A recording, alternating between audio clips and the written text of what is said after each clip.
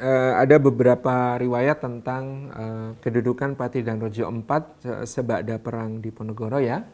Ada yang menyebutkan bahwa seusai perang Diponegoro ternyata beliau banyak merenung ya.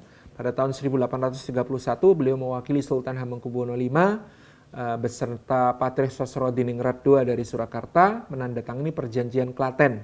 Perjanjian Klaten ini memangkas wilayah Kesultanan Yogyakarta dari semula dan Kesunanan Surakarta dari semula yang masih membentang antara Banyumas sampai ke Malang sampai Antang, itu kemudian tinggal tersisa menjadi wilayah yang sekarang dikenal sebagai Daerah Istimewa Yogyakarta dan Karesidenan Surakarta. Jadi sebelum perang Diponegoro itu wilayah Kesultanan Yogyakarta dan Kesunanan Surakarta masih meliputi daerah sebagian besar dari Jawa Tengah dan Jawa Timur sekarang.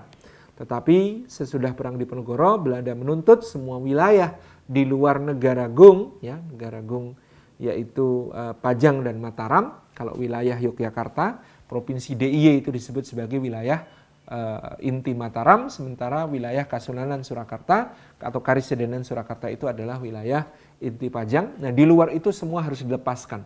Di luar itu semuanya harus diserahkan kepada Belanda untuk ganti rugi perang Diponegoro yang sangat dahsyat bagi Belanda. Jadi sejak itu ya konon beliau banyak merenung, konon beliau banyak menyadari kesalahan, dan akhirnya di masa Hamengkubuwono V memerintah beliau tetap menjadi patih sampai tahun 1847.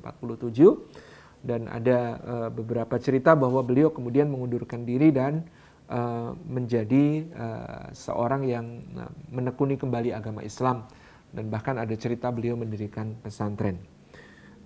Tetapi ada juga versi cerita di mana beliau kemudian di akhir hayat mengalami satu keadaan yang sangat memprihatinkan, dan beliau menyadari ini adalah karena kesalahannya, pengkhianatannya kepada Pangeran Diponegoro. Jadi intinya beliau mengakhiri masa jabatannya di Keraton Yogyakarta itu tahun 1847. Allah a'lam bishawab.